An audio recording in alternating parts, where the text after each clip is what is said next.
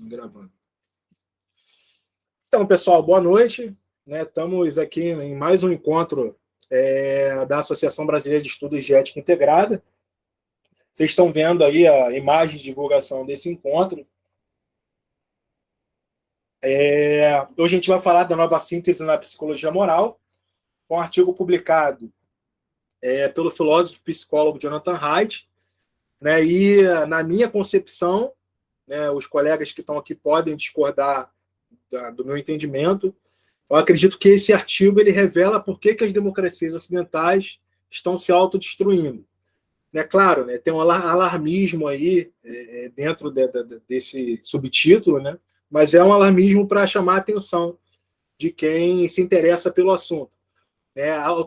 Autodestruindo, acho que é muito forte, mas que os sistemas, que as instituições democráticas estão enfrentando problemas, eu acho que isso é consensual, entre os pesquisadores de ciências humanas e sociais.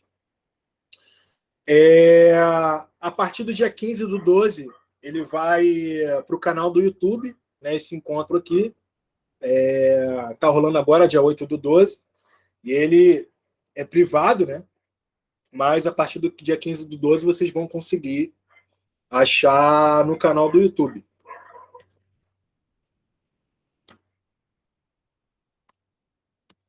Um instantinho. Então, quem sou eu, pessoal? Meu nome é Iago Pereira da Silva. Diversos de vocês provavelmente já me conhecem. Meu celular é esse. É o grupo de pesquisa a que pertenço. É o Evolução, Moralidade e Política, dirigido pelo professor Walter. A gente tem trabalhado muito o tema da ética evolutiva, que, basicamente, resumindo muito, é uma ética que conversa, que usa como pano de fundo a biologia evolutiva. E quando eu digo biologia evolutiva, é no sentido amplo, as evidências das ciências psicológicas, no geral, assim como as hipóteses dos filósofos. Então, a gente traduziu, ano passado, o artigo do professor Michael Ruse, que é Ética Evolutiva, Ressurgir da Fênix. Já está disponível no boletim de História e Filosofia da Biologia da USP. E, recentemente, a gente traduziu um outro artigo, mas que, enfim, sendo redundante, é recente, do professor Michael Ruse. E está para sair também mais 2 artigos de ética evolutiva. Um deles falando sobre imunologia e o outro falando sobre a interação entre a religião, ética e evolução. Esse de imunologia que você está falando é sistema imunológico comportamental? Mas, assim, no artigo, o autor fala mais sobre as questões, por exemplo, os conceitos que a gente usa na imunologia, que quando a gente analisa mais aprofundadamente não fazem tanto sentido. Por exemplo, tem muito conceito atrelado a questões bélicas, que, enfim, foram usados na época porque o mundo passava por certos momentos, mas que, olhando agora, já não fazem tanto sentido. Enfim, resumindo muito o artigo, ele trata sobre por que alguns conceitos de imunologia hoje são problemáticos, se a gente olhar a partir da teoria da evolução. Porque eles são muito, como eu posso dizer, eles reduzem muito o funcionamento da imunologia humana, a partir de conceitos que são muito, como eu posso dizer, pouco assertivos. Mas, enfim, para não ficar muito aqui nesse assunto, eu vou iniciar agora a explicação do artigo do Jonathan Haidt. Mas assim que for publicado, vocês verão a divulgação na página da AB, assim como no grupo privado que a gente tem. Só um instantinho. Como eu disse, a gente vai trabalhar hoje a nova síntese na psicologia moral, o artigo escrito pelo professor da Universidade de Nova York, Jonathan Haidt. O Jonathan Haidt, ele é um filósofo de formação, né? Ele fez as suas pós-graduações em psicologia. Ele trabalhou tanto psicologia moral quanto psicologia social, como as nossas intuições funcionam, enfim, como as evidências da antropologia também informam a gente sobre a diversidade moral que a gente pode encontrar ao redor do mundo, né? O Jonathan Haidt, ele tem um site chamado Heterodox Academy, que vocês podem encontrar também. Lá ele reúne pesquisadores que, enfim, tem uma pesquisa mais direcionada para áreas que não fazem parte, né, vamos dizer assim, do status quo da academia. O que eu quero dizer com isso? Não fazem pesquisa que a gente vê comumente na academia, como é a pesquisa do Jonathan Haidt. O pessoal do YouTube, quando fala academia, não é academia de musculação, não, tá? São as universidades. Mas também tem um livro publicado em 2012, com o nome A Mente Moralista. Vocês conseguem achar na Amazon, tem tradução. Eu indico, é um excelente livro. Ele tem um livro também chamado A Hipótese da Felicidade. Agora não me recordo o ano de publicação, mas é lá que ele traz algumas metáforas que ele joga nesse artigo, não, no livro do A Mente Moralista.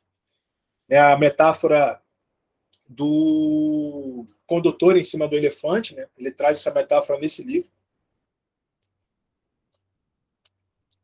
Enfim, para não me delongar em quem é o professor Jonathan Haidt, é isso, né? Ele faz pesquisa em psicologia moral, usando como pano de fundo as evidências da biologia evolutiva.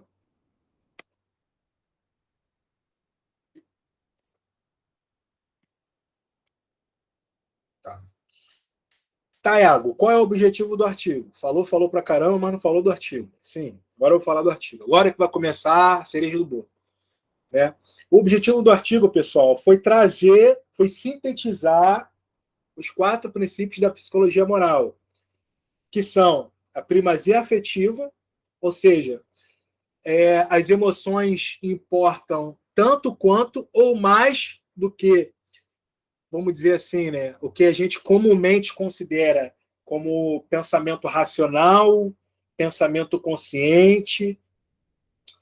Ele traz um segundo princípio, aqui eu usei minhas palavras, né, mas me parece que é isso, que nós somos moralistas, não apenas morais. O que isso quer dizer?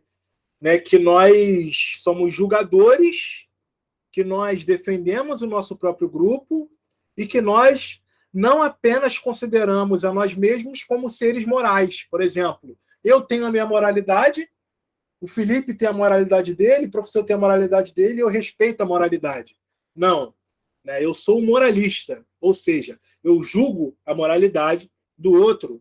E essa moralidade do outro, e essa minha moralidade, ela tem uma função social, que eu explicarei no decorrer dessa apresentação. E o terceiro princípio é a moralidade cola e constrói. Né? Ou seja, pessoal, cola no sentido forte. Imaginem um super bonde, né? Nem a cola da escola, não. Na minha época, a cola da escola não colava nada. Cola no sentido forte. Imaginem agora os torcedores das torcidas organizadas. Né? Todos eles são unidos por um propósito maior, que é defender o time deles, torcer para o time deles e, enfim, se unirem ali, né, para desempenhar uma função que é mais importante e é maior do que algo que eles poderiam fazer apenas individualmente, né? Que é formar uma comunidade moral, que é algo que eu vou explicar mais para frente, né? E o último princípio, né, que ele diz que é o mais importante aqui, que ele acha que vai ser o princípio que vai fundamentar o futuro, né, da psicologia moral, que a moralidade é mais do que justiça e dano. O Haidt, de certa maneira, ele estava certo. Por quê? Porque em 2020 o Joseph Henrich, ele lançou um livro chamado, traduzido em português aqui, né? As pessoas mais esquisitas do mundo. Lá ele mostra como nós, ocidentais, somos nós ocidentais, mais especificamente, vamos botar aí, né, que cursam uma universidade, que são altamente educados, como nós não podemos generalizar a nossa psicologia moral para o resto do mundo. Como nós somos diferentes, né, somos particulares, nós estamos fora da curva quando a gente olha as outras comunidades do mundo. Vocês podem ver aí que eu usei essa foto aí, luta por justiça, né? O Ocidente adora esses filmes de justiça, enfim, de resolução de conflito, né? Através de um princípio que liberta as pessoas, né? Isso é muito ocidental, né? Muito ocidental. É porque a gente valoriza acentuadamente, né? Não vou falar exageradamente, porque é o nosso modo de fazer. É a justiça, né? E exageradamente nós da universidade, porque as pessoas de classes menos abastadas não valorizam exageradamente esse alicerce, né? Esse valor moral da justiça. Eu vou explicar mais para frente também.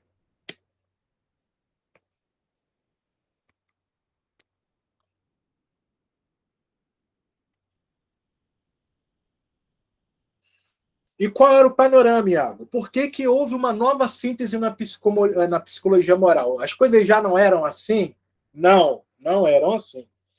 Em 1975, o Wilson, né, que o pessoal chama ele dessa maneira, né, para reduzir o nome dele, ele disse que o estudo da ética seria tomado da mão dos filósofos e biologizado. Interessante que o próprio Haidt, ele é um filósofo, né? O estudo não foi tomado da mão dele. Mas, enfim, né, ele dizia que a sociobiologia, né, que, enfim, estuda os princípios do comportamento animal, né, incluindo o humano, a partir do pano de fundo da biologia evolutiva, para pensar a sociedade, seria tomada da mão dos filósofos. Eu acho essa afirmação muito forte, né? Eu acho que nunca, assim, opinião minha, né? Eu acho que nunca conseguiremos produzir pensamento científico sem os filósofos, né? Porque o próprio pensamento científico parte de uma hipótese. Né? No primeiro encontro eu usei uma analogia, eu acho que cabe aqui também, né? Uma analogia particular minha. Eu acho que o filósofo ele é um corredor de 100 metros que nunca atravessa a linha de chegada. Ele está correndo ali, então quando ele acerta, ele realiza o experimento científico e vê que aquilo ali era um fato científico, era uma verdade, por enquanto, pelo menos vamos dizer assim. E o cientista, ele é aquele que atravessa a linha de chegada aliás, ele é aquele que acredita que passou a linha de chegada, mas às vezes ele ultrapassou a linha de chegada, mas pode ser que não tenha ultrapassado e que daqui a 10 anos chega alguém e fale, olha, a sua hipótese estava incorreta, a minha hipótese está certa. Então, essa pessoa que falou 10 anos depois, ela sim passou a linha de chegada. Né? Mas, enquanto o cientista que, enfim, que achou que tinha passado, na verdade não tinha passado. Não, o filósofo, ele sabe que ele está nesse movimento, né? E que ele não passa a linha de chegada, a não ser por coincidência. Pelo menos eu considero assim. Pode ser que algo que o filósofo fale esteja correto, mas até que seja corroborado, né, pelas evidências científicas, né, fica no plano da hipótese. Claro que por isso que a gente não pode dizer que a única coisa que é conhecimento é aquilo que é científico. Não é assim que funciona na realidade. Mas voltando ao panorama, né, pessoal? A gente tem, em 1975, né, por volta de 1975, o behaviorismo ético, né, em que é considerado que os valores são aprendidos através do reforço. Pessoal, a gente tem que tomar muito cuidado quando a gente tem teorias completamente inatistas e completamente empiristas. Por exemplo, o behaviorismo ético, ele me parece, pelo menos, completamente empirista. Por quê? Porque os valores são aprendidos através do reforço, né? Ou seja, pelo um contato com o ambiente. Mas, de acordo com Jonathan Haidt, no livro que ele publicou em 2012, né, não é assim que funciona. Nós temos alguns alicerces morais e a gente interage na sociedade e desenvolve esses alicerces morais. Eu gosto até de pensar nesses alicerces morais como músculos do nosso corpo, né? Por exemplo, eu tenho um bíceps, eu treino bíceps na academia. Quanto mais eu treino bíceps, mais forte meu bíceps fica. E quanto mais eu treino e socializo e convivo com pessoas que valorizam exageradamente, exacerbadamente o valor da justiça, mais expert eu fico em enxergar alguma injustiça no mundo, algum dano no mundo, né, ou alguma justiça no mundo. Então, eu gosto de pensar nos valores morais como músculos, né, que a gente treina e que a gente pode perder, né, essa sensibilidade com o tempo. Se você para de treinar bíceps, seu bíceps faz o quê? Ele murcha.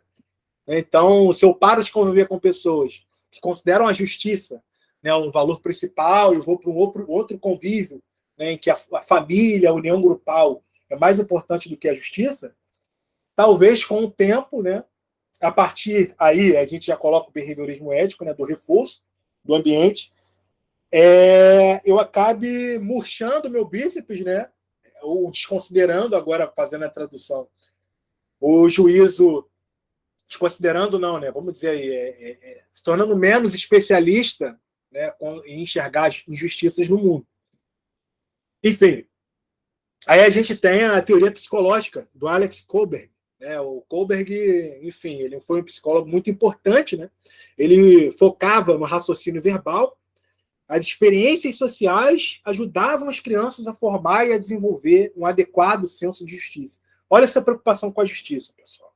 É isso que a teoria psicológica, né, do Alex Kohlberg, basicamente, vamos dizer, essencialmente, se preocupava. E é interessante, pessoal, que as pesquisas do Kohlberg são feitas principalmente não, né, acho que exclusivamente com meninos. Né? Ele não usa meninas para fazer esse experimento, né, o que é estranho. Né? Mas, basicamente, me parece, pelo menos, que o Kohlberg ele enxergava as crianças como mini filósofos, né, que através do raciocínio verbal, da interação, né, descobriam e desenvolviam um senso adequado de justiça. Né? O Haidt ele discorda disso, pelo que me parece.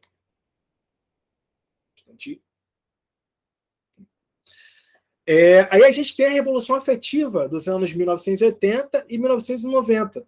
Ela foi iniciada, entre aspas, né, pessoal, porque a gente fala de 1980 e 1990, pelo médico, filósofo, psicólogo, que tem um nome que eu não sei pronunciar, né? Parece William Wundt, né? Nos anos 1890, né? Um dos pais da psicologia empírica, né? Ele que foi um dos fundadores, né, dos experimentos em psicologia. Vou explicar a Revolução Afetiva agora. Vou esperar o delay aqui dos slides, né?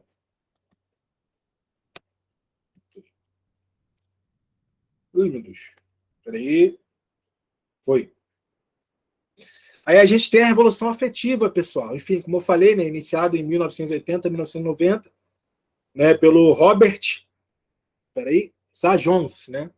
E a mente humana, segundo, né, a Revolução Afetiva, sinteticamente, considerava que a mente humana era composta por um sistema, né, composta por um sistema afetivo ancião, que é automático e muito rápido, e por um sistema cognitivo filogeneticamente novo, que é lento e fraco motivadamente. Como vocês podem ver, é praticamente uma antítese da psicologia kohlbergiana, né? Que dava uma primazia na cognição, né? No raciocínio consciente, na discussão verbal. Por quê, pessoal? Justamente porque ele considerava, né, o sistema cognitivo lento e fraco motivadamente, né? E que, enfim, as nossas emoções desempenhavam um papel mais, como eu posso dizer, mais importante, né, no nosso raciocínio moral. O Haidt não cita ele, né, mas eu coloquei aqui no slide, né, no século XVIII, a gente tem um filósofo, David Hume, né, que já dizia que a razão era fria, né, quase que incapaz de mover sozinho o comportamento moral humano. Muitos de vocês devem conhecer a frase que, enfim, marca, né, a filosofia moral humeana, que é a razão serva das paixões. Então, Hume, assim, pelo que eu entendo de Hume, não sou especialista em Hume, ele acreditava, né, a hipótese dele é que a razão ela era, de certa maneira, como o Robert disse, né, em 1980, 1990, ela era fraca motivadamente, né, então ela precisava, né, das nossas reações afetivas automáticas, aí já é minha palavra, né, do David Hume, para que David Hume usava a palavra paixões, né, para conseguir mobilizar o comportamento moral humano. Né? E o Robert, pessoal, ele dizia que os cérebros sempre avaliam automaticamente aquilo que entra nos seus campos de percepção. Né? O pensamento deliberado é precedido, permeado e influenciado por essas avaliações automáticas, né? Que são sentimentos simples de gosto ou desgosto. Ou seja, pessoal, você não precisa pensar, né, na situação moral, vamos dizer assim, eu gosto de chamar de situação moral, para inferir que ela é certa ou errada. Ao ver alguém agredindo uma idosa, agredindo uma criança, você sabe automaticamente que aquilo é errado. Você não precisa se engajar num raciocínio consciente, numa discussão verbal, para conseguir chegar a essa conclusão, né? Então, ao você pensar, ao você colocar na sua consciência essa situação moral, essa consciência ela já estava sendo precedida, permeada, influenciada, né, pelas suas emoções. Né? Então, por exemplo, eu enxergo que algo é errado e eu digo, isso é errado porque tananã, tananã. Enfim, estou inventando aqui, né? É errado bater em idosa porque isso, isso e aquilo. Enfim, olha como é que o papel das emoções é primordial. Né? A razão, o pensamento consciente, ele serve para movimentar, né, colocar em movimento os afetos que a gente tem, né, automaticamente e que entrou no nosso campo de percepção. O que é entrar no nosso campo de percepção? O que é entrar no nosso campo de percepção? É a gente ver, vi, por exemplo, sou de esquerda, direita, viu o Bolsonaro, viu o Lula, rapidamente vem um afeto negativo. Entendeu? Você não precisa de pensamento deliberado para dizer, pô, eu não sou a favor desse cara, não sou a favor disso aqui.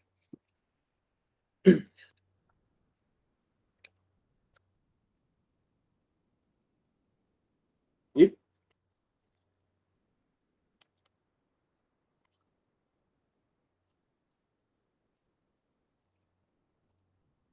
peraí, pessoal, estou tentando passar aqui o slide, estou na dificuldade. E o que é psicologia social? Peraí. Passei algum slide aqui. Nossa, eu estava pensando no Damásio, mas não queria te interromper, e agora no slide seguinte aparece o Damásio. Eu vou citar ele agora. Vocês estão vendo, pessoal? Estão, né? Meu PC aqui está muito lento para. Vocês estão conseguindo entender? Estão conseguindo captar aqui o que eu estou explicando? Não? Ou estão acompanhando? Tá ótimo. Estou dando o meu melhor aqui. Né? E o que as abordagens evolutivas têm a dizer, pessoal? O que elas têm a dizer para a gente? Enfim, as abordagens evolutivas elas têm como pano de fundo a biologia evolutiva, né, que tem a teoria da evolução como base para pensar, né, como funciona as relações humanas, né, não só humanas, mas dos outros animais também.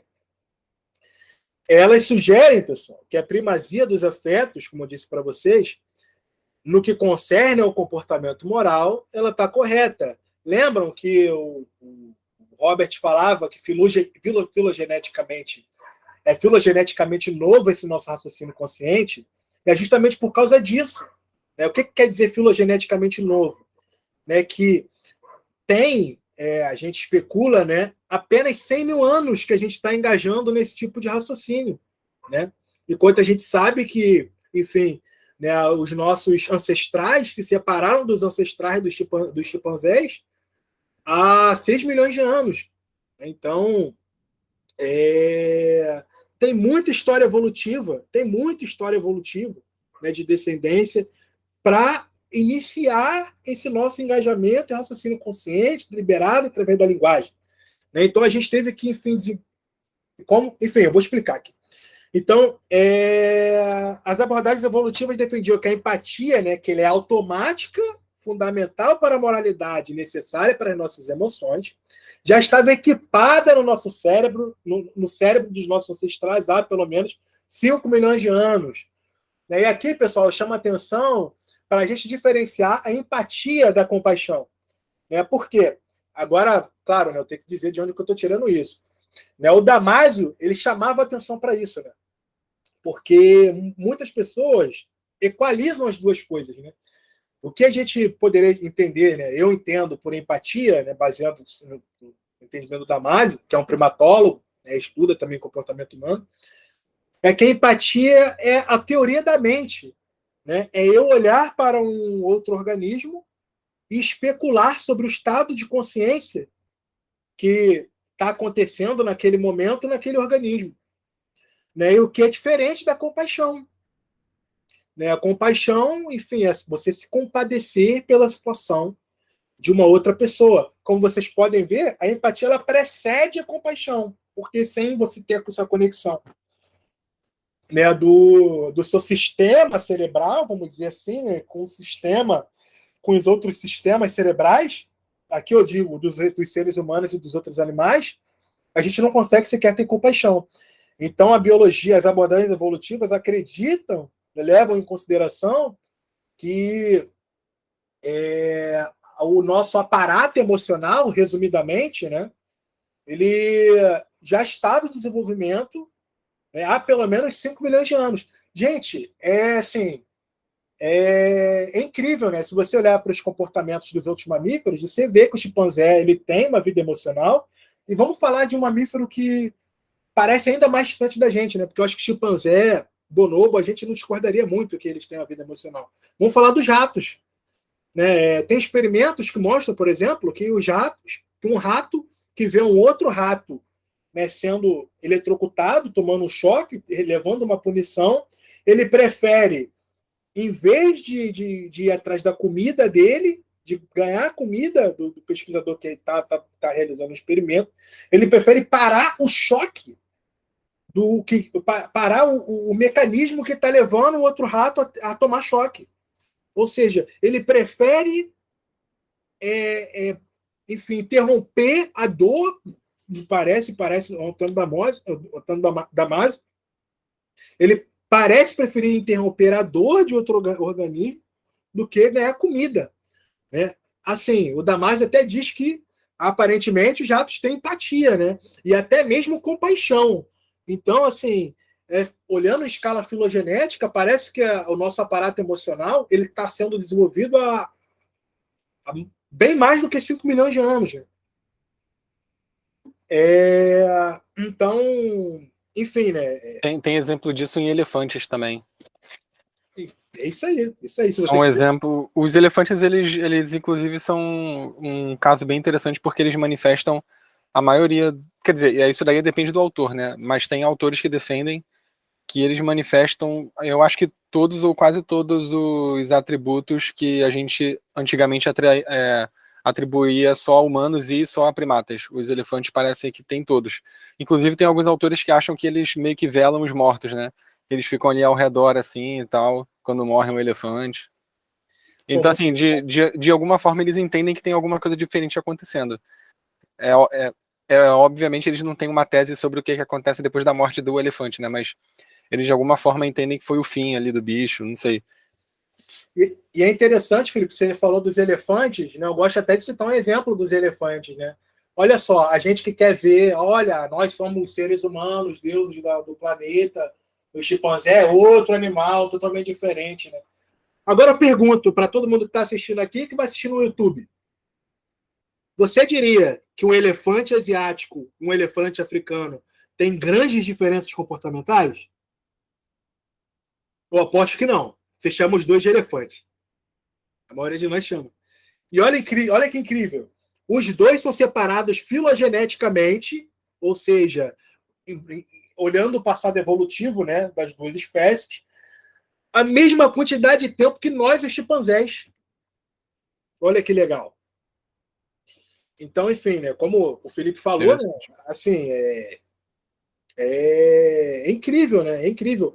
E também eu estava vendo uma pesquisa que mostrou que, eu não sei dizer exatamente qual eram os neurônios, né, mas um neurônio que acreditavam ser específicos de seres humanos foram descobertos, né, no cérebro de elefantes. Olha que legal. Que acreditava ser específico dos seres humanos. Agora eu não sei se eles acharam nos chimpanzés, mas enfim, foi essa notícia que eu vi. Vocês podem procurar isso também, né, na internet. Peraí.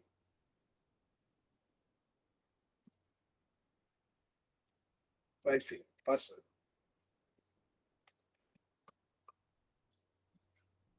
Eu tava pensando nos neurônios espelho também. Seria isso? Eu não sei se são os neurônios espelho. Não sei, Felipe.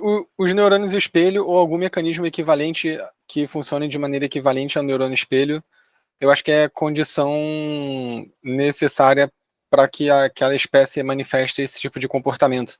Que tem a ver com entender, ou não entender, né? Acho que entender é uma má palavra, mas na ausência de outra, é um mecanismo que tem a ver com entender o que a outra pessoa o que o outro indivíduo está pensando e por que ele está fazendo o que ele está fazendo.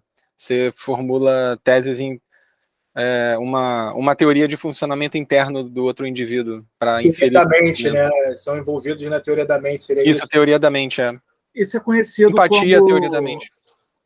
Teoria da mente, né? Porque a gente formularia uma teoria da mente com relação às outras pessoas. Quem fala bastante sobre isso é aquele Simon Baron Cohen, que é primo do Sacha Baron Cohen, por sinal.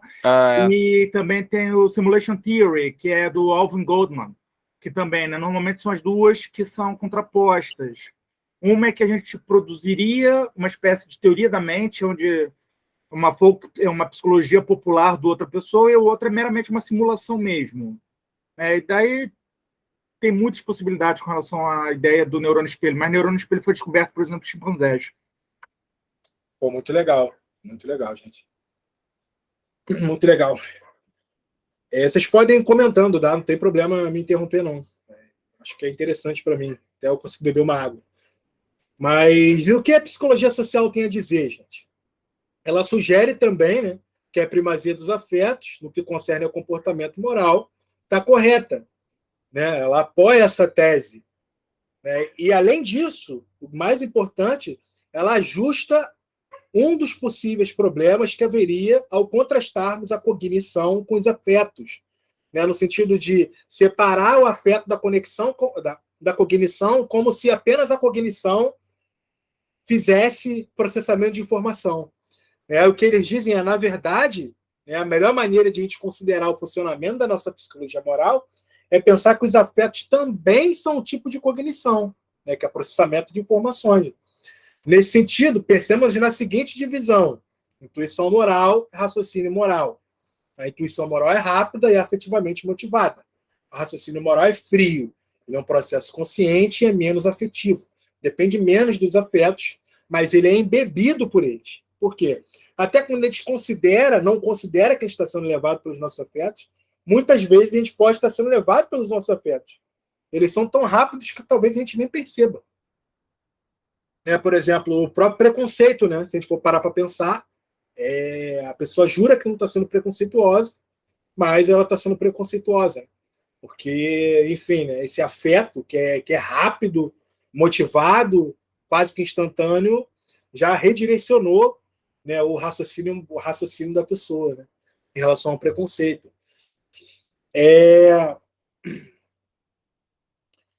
Aí a teoria do neurocientista Antônio Damasio, o pessoal corrobora isso. Ele tem a hipótese do marcador somático, né, que é a hipótese dele. Né, por exemplo, eu gosto de citar um exemplo bem interessante. Imaginem que vocês estão deixa eu ver aqui. Estão num piquenique, estão num campo, comendo um lanche, e do nada vocês olham, vocês ouvem um barulho de tiro, bem alto. Vocês precisam averiguar, pensar racionalmente, para concluir que isso é um perigo? Vocês não precisam. A partir do momento que vocês ouvem um barulho de tiro, vocês já se abaixam. Vocês já vão correr. Pode ser que tenha sido um estalinho, pode ser que tenha sido qualquer outra coisa, fogos que vocês imaginavam, mas por vocês pensarem que é um barulho de um tiro, vocês já vão se abaixar. Né? Então, as emoções, né? Esse medo que foi gerado em vocês a partir da amígdala de vocês, informou a vocês num possível perigo. Vocês não precisam entrar em engajamento verbal, em pensamento consciente, para concluir que era um possível perigo. Né? Enfim. Então é isso que a teoria do Antônio Damasio, né, a hipótese do marcador somático, revela para a gente. Né? E no livro, O Erro de Descartes, ele traz o caso clássico do Phineas Gage. O Gage ele era um operário, trabalhava, resumidamente, né, meio que explodindo metodicamente algumas pedras, né, algumas rochas para fazer ferrovia.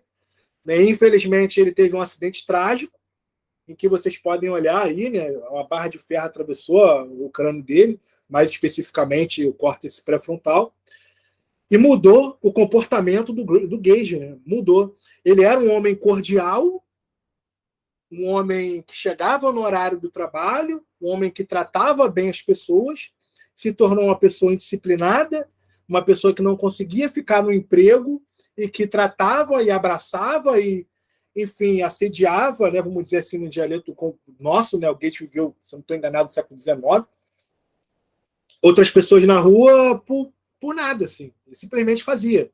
Ele se transformou. Né? Ele sobreviveu a esse grave acidente, mas ele se transformou. E agora eu trago uma analogia, né, que eu gosto de usar. Né? Ele teve o quadro moral dele foi manchado. Só um instantinho, pessoal. Estou preocupado, que eu estou achando que eu... Não está certo. Perfeito. O quadro moral dele, pessoal, foi manchado, né? O quadro que ele pintava, ou seja, né, não posso fazer isso, isso é errado, isso é certo, foi manchado. Ele começou a criar uma visão irreal.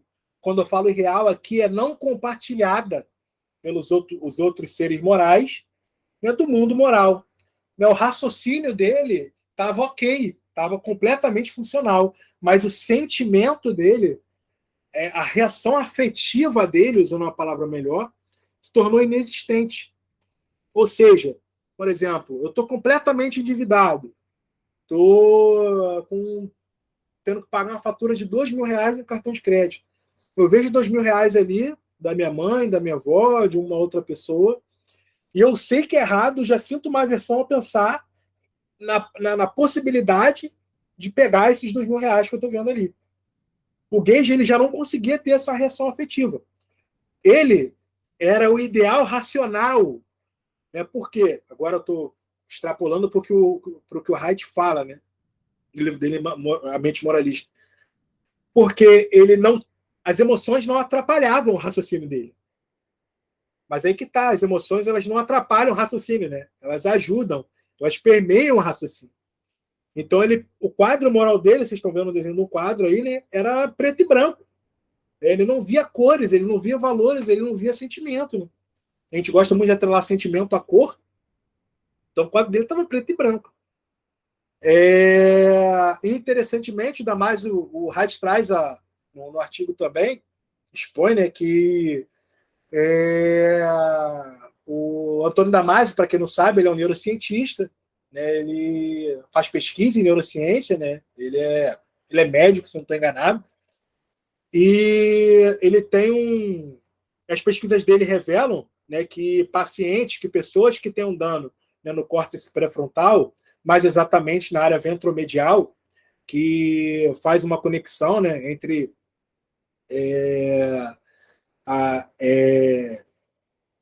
vamos dizer assim, né, as áreas límbicas do nosso cérebro, as áreas mais emocionais, as áreas mais racionais, mais filogeneticamente novas. Esses pacientes que têm essa área prejudicada, têm essa área danificada, eles são capazes de fazer cálculos, por exemplo, o QI deles não é afetado, entretanto, a vida moral deles é completamente prejudicada. Por quê? Porque eles sabem, mas eles não sentem. E é completamente diferente. E é isso que separa os psicopatas, né, das pessoas não psicopatas. Tem até um artigo, pessoal, acho que foi publicado em 2008, que fala que os psicopatas eles são capazes de fazer as coisas que a gente acredita, né, que a gente considera uma norma moral, algo moral, eles consideram apenas como uma convenção social, que pode ser quebrada a qualquer momento, como você não ir de uniforme para a escola. Então, porque o quadro moral deles está danificado. Né? O mundo moral deles não é emocional, é completamente, por mais irônico que pareça, racional. Né? Se a gente considerar a racionalidade como ausência de emoção. Eu não sei se eu concordo com essa definição, mas acho que para propósitos didáticos, eu acho que faz sentido.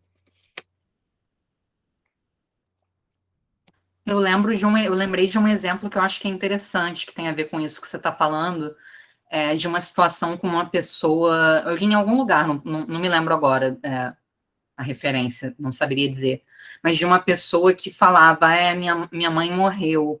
Supostamente eu teria que estar. A pessoa entendia que ela deveria estar triste por aquilo. Mas ela não estava, entende? É a dificuldade, né?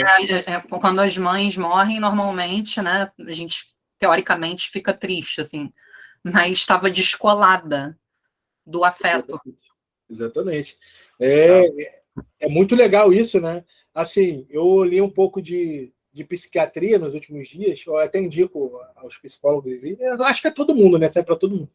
Um livro chamado Nação Dopamina. Não sei se vocês conhecem esse livro. Né? Agora eu vou abrir uma aspas um pouco grande, mas acho que faz sentido o que a gente está falando. E lá, a psiquiatra, que eu esqueci o nome dela, mas eu acho que, enfim, vocês vão pesquisar Nação Dopamina e vocês vão conseguir achar. Ela diz que uma das pacientes dela, ela tinha problemas em relação à depressão, mas aí, como a Sally disse, né, agora fazendo uma conexão com o que ela disse, ela tomava remédio, tratava a depressão com remédio, mas o que aconteceu com ela? Ela se tornou uma pessoa apática. Ela foi para o enterro da mãe dela, a pesquisadora conta nesse livro, Nação Dopamina, e ela não chorou. E ela falou exatamente isso que a Sally falou. Eu sei que eu deveria chorar, mas eu não consegui chorar. O que está acontecendo comigo? Depois que ela tomou... E interessantemente, né, eu não sou psiquiatra, não tenho... Enfim, eu não pesquiso muito psiquiatria, vocês podem me corrigir. Alguns, eu não sei se todos, né, mas pelo menos alguns remédios em relação que lidam com a depressão, eles reduzem a depressão da pessoa, mas podem tornar também ela mais apática, né, aos eventos que acontecem no mundo. E essa psiquiatra falou, aparentemente, o remédio que era para estar te ajudando está prejudicando a sua vida social, né? Então, é interessante, né? Como essa questão da apatia ela é problemática para os seres humanos, né? E a própria psiquiatria está se dando conta disso, né? Em relação a receitar remédio. Vou receitar remédio para curar depressão. Né? Existem casos e casos, né? Enfim, eu não sou psiquiatra, mas ela chama atenção para isso, né? Essa autora. Em relação a gente os psiquiatras saírem dando e receitando remédio por aí. É que a gente tem que ter cuidado, né? Para, por outro lado, a pessoa poder desenvolver uma apatia que vai prejudicar ainda mais do que a depressão a vida social dela. Mas, enfim, pessoal. Como se estar triste fosse algo errado, né? Assim, como se a gente tivesse que estar feliz o tempo todo, né? Assim. Exatamente. Isso é o que se vende na internet hoje em dia, infelizmente. Fique feliz hoje. Em fórmulas mágicas. Mas continuando, alguém quer falar, pessoal? Senão eu vou continuar aqui. Só para contribuir com a referência, tem um outro livro que fala sobre mais ou menos isso aí que vocês estão falando, que é uma autobiografia de uma psiquiatra. O nome do livro é Uma Mente Inquieta, que aí no caso ela tem transtorno bipolar. Aí ela tem uns capítulos lá que ela fala dos efeitos da medicação que ela começou a tomar. E aí, assim, no final das contas é um trade-off, né? Você tem um transtorno que te dá problemas. Assim, tem toda essa cultura de que ficar triste é ruim, né? Mas no final das contas tem pessoas que precisam realmente do remédio. Mas mesmo essas pessoas podem tomar o remédio e até você calibrar ali a quantidade que faz o efeito desejado, você pode ter um monte de outros problemas que aparecem por causa do remédio. Exatamente. A apatia é um deles, né? Pelo que eu sei, né, Felipe? As pessoas, enfim, né? Saberem alguma coisa, mas não sentirem, né? Como o Haidt diz. Aí a gente entra, pessoal, né? Na parte final da apresentação, né? Que eu vou explicar aqui os princípios morais que o Haidt traz no artigo dele. Ele fala do modelo intuicionista social, que é explicado mais exatamente no A Mente Moralista, né?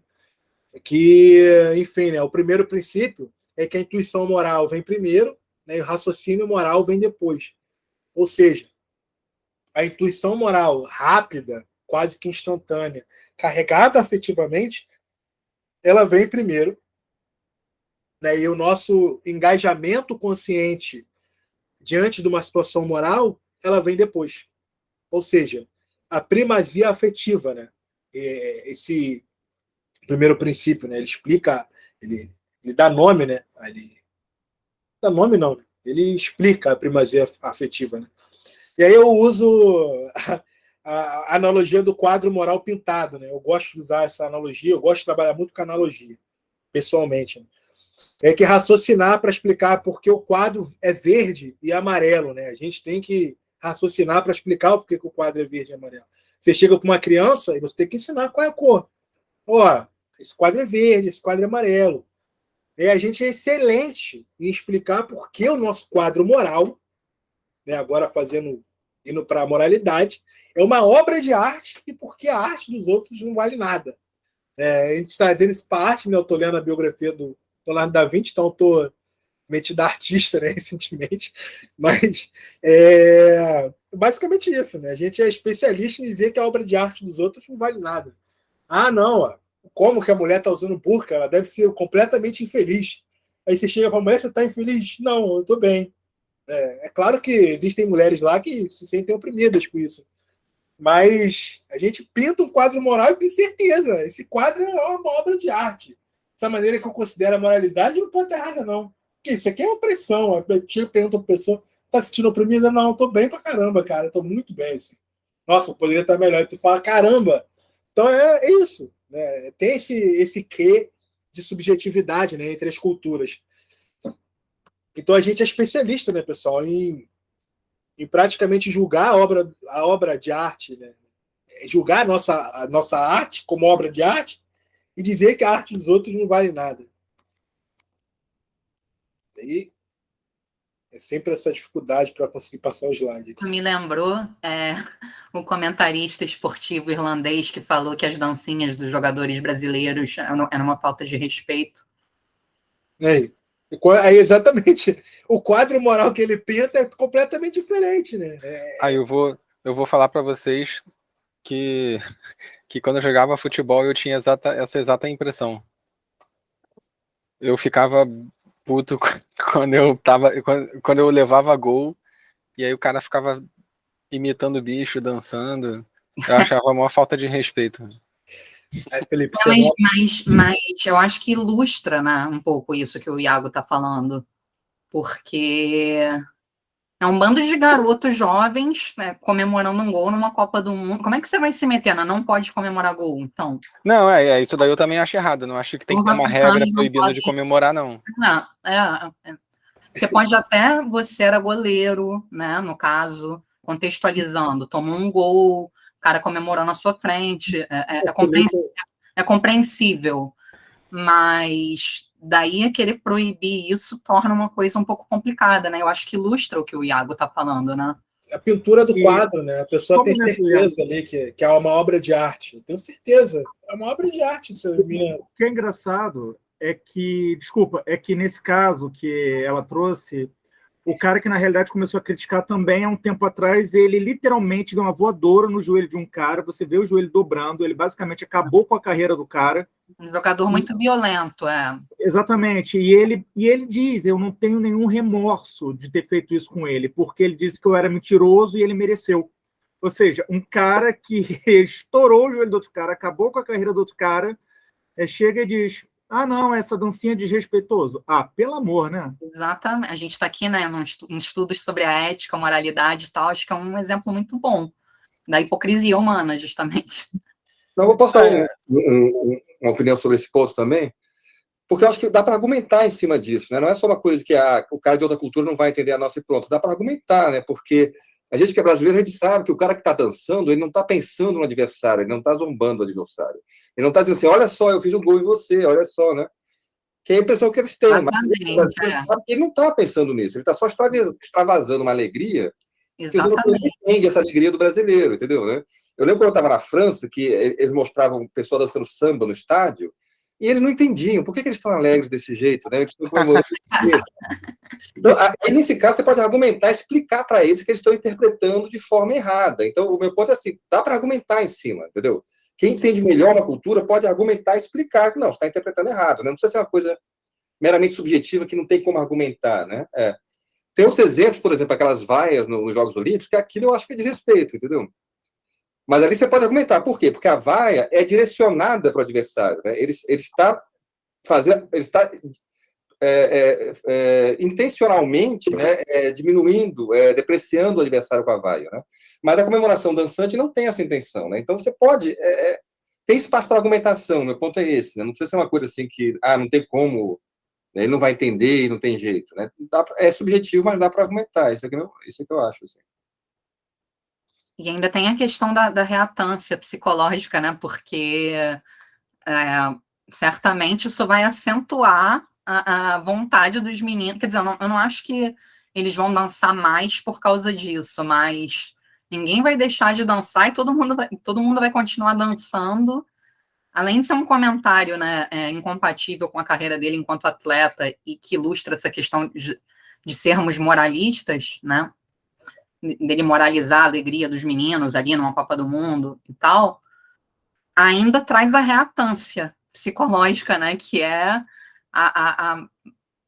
o não desejo de fazer o que ele propõe que se faça, né? Então, mas eu acho que tem que...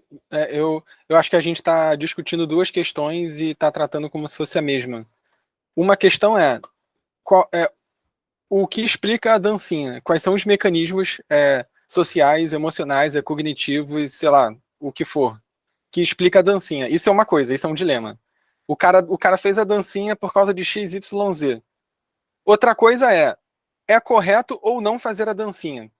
Porque eu posso fazer a mesma coisa para um cara que pegou num assalto e deu um tiro na cabeça do outro. Eu falo assim, não, ele deu um tiro na cabeça do outro porque na hora ele pensou XYZ e ele estava nervoso e ele escutou, sei lá, um barulho de besouro e achou que era o carro da polícia e, sei lá, eu começo a explicar.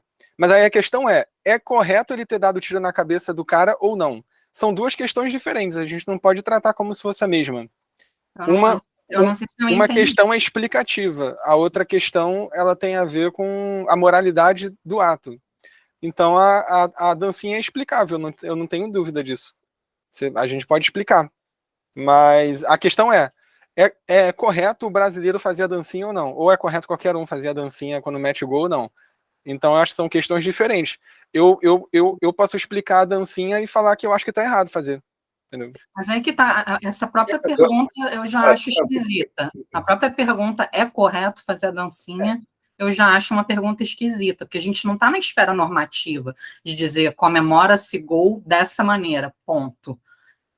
Tem pessoas que comemoram dando soco no ar, tipo Pelé, o outro comemora se jogando no chão e deslizando. Aí tem jogadores que tiram a camisa e hoje em dia eles dão cartão amarelo por isso. Acho que a pergunta é correta, fazer a dancinha é uma pergunta, para mim, bastante esquisita. Porque o futebol tem uma alegria, né? Assim, eu não sei. Se tornaria algo um pouco mecânico, na minha opinião. Não, mas aí é outra coisa também, eu acho. Eu acho que não são duas perguntas separadas nesse caso, porque justamente isso parece ofensivo para algumas pessoas, porque elas parece ofensivo porque elas estão interpretando a intenção com que a pessoa faz. Elas acham que ela está fazendo dancinha para provocar o adversário. Então, então, nesse caso, eu acho que não dá para separar duas questões, porque isso parece ofensivo e, portanto, normalmente questionável, por causa de uma interpretação acerca de por que a pessoa está fazendo aquilo. Então, nesse caso, você não consegue separar. Esse aqui é o ponto. E aí você pode justamente argumentar. Como a interpretação dele está equivocada, ele não está entendendo o comportamento do outro, então ele está errado em se sentir ofendido. Né? Dá para fazer essa argumentação. Eu entendi, mas o meu ponto é que você pode estar certo na explicação para o comportamento e ainda assim achar que ele não deveria ser feito. É que nem, por exemplo, eu sempre pratiquei arte marcial, então eu acho que eu trago isso para outros esportes. Eu acho profundamente desrespeitoso ganhar do cara e fazer sei lá, e dar um showzinho ali na frente dele. Sei lá, eu acho que é humilhante com o adversário. Eu não acho que é digno. O meu ponto é esse. Assim, se o cara me vencer, sei lá, o cara me deu um chute na cara e eu caí estatelado igual uma banana podre. Beleza, o cara ganhou assim, porra, ele me trucidou. Mas. E aí eu vou entender, pô, o cara ficou felizão porque me humilhou e aí ele fez uma dancinha. Pô, mas eu acho que é indigno o cara fazer isso, entendeu? Ele tem que ter uma atitude respeitosa diante do adversário. Por mais que eu também entenda que ele pode estar fazendo a dancinha sem ser para me ofender. Mas eu acho que a intenção dele não importa nesse cenário, porque o que importa é o que ele está fazendo. Eu discordo, porque quando você diz que ele não pode fazer atitude desrespeitosa, isso é uma coisa que begs the question, você já está pressupondo. Porque eu acho que justamente, para você dizer se ele é desrespeitoso ou não, é uma questão do behaviorismo, né? Se é só behaviorismo, é só ação externa, ou a questão interna. Enfim, teria que pegar outros exemplos de comportamento que parecem desrespeitosos, mas podem não, depender de como você entende o comportamento. Né? Vai lá, Léo. Não, a polêmica toda começou com o Vinícius Júnior, quando um jornalista fez um comentário estranho. Então, eu acho que, primeiro, uma das coisas que a gente... Eu não sei se cabe a discussão, mas, por exemplo, se um jogador europeu branco fizesse uma dancinha, se um jornalista europeu fosse lá e dançasse. Agora, como é um latino, meninos, vamos dizer, negros, de origem muito humilde fazem, a reação das pessoas é desse jeito. Agora, Felipe, o problema da questão da comparação com o futebol da arte marcial, infelizmente, ela não cabe, porque a arte marcial pressupõe uma guerra. Então, quando você está lutando com alguém e você venceu, se você estivesse numa guerra, se você tivesse matado ele, você não dançaria. O futebol, o gol é um momento de exaltação. E aí, esse caso que o Daniel trouxe, eu vi na ESPN a discussão, cara, tipo assim, o cara se sente mal porque o outro dançou. Aí ele vai lá e dá uma voadora na perna do outro, tipo assim, errado é ele, e não é a minha reação. Então, é uma questão muito difícil, porque eu acho que entra aí na questão dos brasileiros um racismo profundo e bem estrutural. Faz sentido, Léo, faz sentido. Faz sentido o que você falou. Mas eu acho que é isso, né? A gente está aqui tentando pintar quadros e falando que o nosso quadro é uma obra de arte. Eu acho que a minha analogia cabe muito bem no que a gente está fazendo aqui, né? É claro, né? A gente poderia chegar num consenso, mas, enfim, pessoal, acho que eu vou continuar aqui para não esfriar meu raciocínio, né? Vamos lá. Aí vem para o segundo princípio, gente. Pensamento moral serve a propósitos sociais. Aí a gente tem a verdade versus a aptidão, medida de sucesso reprodutivo. Ou seja, gente, o raciocínio moral, ele é uma busca por um princípio moral verdadeiro, ou ele busca propósitos sociais no sentido de proteger a própria manutenção fazer a própria manutenção da própria posição dentro do grupo, né? Para uma coisa ou para outra, né? Segundo o Jonathan Haidt, né, me parece, para defender a aptidão, né? ou seja, você sobreviver e reproduzir. E ele traz, no A Mente Moralista, ele não traz nesse artigo, algumas histórias de violações de tabus inofensivas, né? É o nome que ele dá para essas histórias. Lá ele ilustra uma história entre dois irmãos, né? Esses irmãos eles vão numa viagem e lá eles têm uma relação romântica, né? Romântica não, uma relação carnal, vamos dizer assim, né? Usando as palavras aqui bem definidas, né? Eles fazem sexo, eles se divertem, se protegem, voltam para casa e concluem que não vão repetir o ato, mas que foi legal. Fizeram, ou seja, né, teve um incesto ali, mas eles, foi legal, não teve dano nenhum, né, eles violaram o tabu, mas ninguém saiu com dano e os dois se divertiram, né? O Haidt mostra essa história para algumas pessoas, né? Ele e o estudante de graduação, que o nome dele é Scott, né? Acho que a gente tem que sempre dizer o nome dos estudantes de graduação que fazem parte desses experimentos. E o Scott, ele entrevistava as pessoas, né, e deixava as pessoas estupefatas moralmente. O que eu quero dizer com isso? As pessoas não conseguiam trazer nenhum tipo de raciocínio para defender o porquê que elas consideravam errado, né, esse ato entre a Julie e o Mark, né, que são os dois irmãos. Por quê? Porque não houve nenhum dano ali, os dois gostaram do ato, os dois se protegeram, ou seja, não terão filhos, não nascerá com nenhum tipo de deformação. E ainda assim as pessoas não conseguiam achar um motivo plausível, né, a não ser a partir de um simples eu acho errado, ou seja, elas respaldavam a defesa delas no final de tudo, nas intuições, né, nas reações afetivas que elas tiveram quando vislumbraram, né, essa situação moral, e usavam o seu raciocínio consciente para defender essa própria visão. Então, o nosso raciocínio, então, nosso juízo moral, né, nosso pensamento moral, ele é usado para maximizar, para defender a nossa posição dentro do grupo, né, para propósitos sociais, né, para fofocar, para a gente se defender, para a gente ter esse senso de pertencimento. E o Haidt diz que a nossa maquinaria racional ela foi desenhada para trabalhar com os nossos afetos. Como vocês podem ver, para trabalhar com os nossos afetos, né? Ou seja, ela veio depois, né, na escala filogenética, na escala temporal evolutiva. Ela é recente, né, e ela foi desenhada para, né? A gente tem que sempre ser cuidadosos em pensar na evolução para alguma coisa, né, pessoal? Porque a evolução ela não é para, né? Algo, a característica que a gente tem agora, ela existe porque ela contribuiu para maximizar o nosso sucesso reprodutivo. Não para maximizar, né? Ela está aí porque ela contribuiu, por ela ter contribuído. É sempre importante a gente pensar assim, né? Que nada é para, né? Pensando evolutivamente. Aí, aquele gapzinho que dá, né? Para conseguir passar o slide aqui. E aí vem o terceiro princípio moral, gente. A moralidade colhe e constrói, né? Ela gruda as pessoas e constrói. O que ela constrói? Ela constrói uma comunidade moral. Mas antes eu vou explicar uma coisa, né? A gente tem, nas teorias evolutivas, dois conceitos que são primordiais para a gente pensar a moralidade. O altruísmo recíproco, que é uma cooperação entre pessoas não aparentadas, e o altruísmo parental. Como vocês podem ver, o nome já diz, né? Então, o altruísmo é uma cooperação executada entre parentes. Ou seja, eu com a minha mãe, eu com meu pai, eu com meu irmão. Olhando do ponto de vista da genética, é muito bom. Porque o meu irmão, ele tem, como é irmão de só por pai de mãe, ele carrega provavelmente, né, de 25% dos meus genes, né, a chance dele carregar em média 25% dos meus genes. Se eu cooperar com a minha mãe, enfim, ela carrega 50% dos meus genes, né, em média.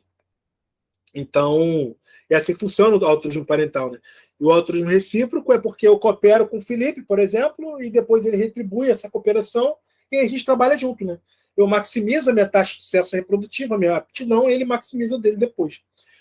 Aí que vem o pulo do gato, gente. Por que o Reich está falando isso? Olha, a biologia evolutiva já fala isso há 100 anos. Porque o altruísmo recíproco e o altruísmo parental, eles não são suficientes para explicar o sucesso da cooperação humana em larga escala. Por quê, gente? Por quê? Por que cooperamos com quem sabemos que possivelmente nunca mais iremos cooperar novamente? Por que eu obedeço a sinalização de trânsito, mesmo sabendo que eu nunca mais vou passar e vou viajar para aquele lugar? Porque a moralidade cola, limita e liga os indivíduos de um grupo, possibilitando o surgimento de entidades emergentes com novas propriedades, através da reciprocidade indireta. Isso é, o surgimento de uma comunidade moral. A reciprocidade indireta, pessoal, é uma evolução do altruísmo recíproco. Por quê? Vocês imaginem agora que vocês vão comprar no Mercado Livre. Vocês têm a nota dos vendedores, certo? Vocês descobrem a partir do Mercado Livre se esses vendedores eles realmente entregam, a partir da reputação, a mercadoria que eles estão vendendo. E é exatamente esse mecanismo para o Reich que possibilitou o surgimento da civilização.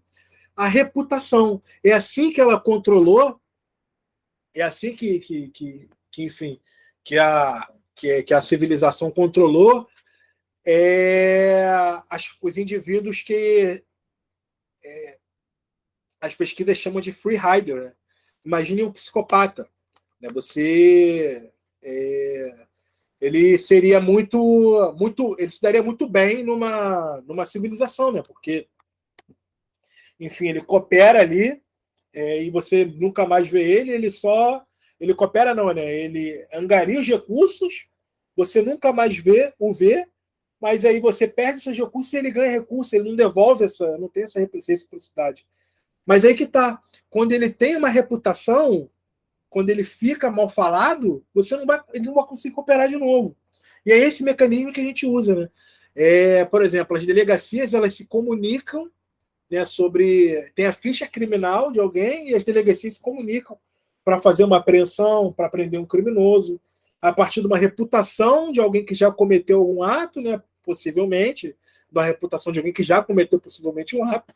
Eles reúnem essas diferentes informações, né, sobre a reputação dessa pessoa para concluir, para fazer uma operação. O juiz usa essa reputação para aumentar ou para diminuir a pena de uma pessoa.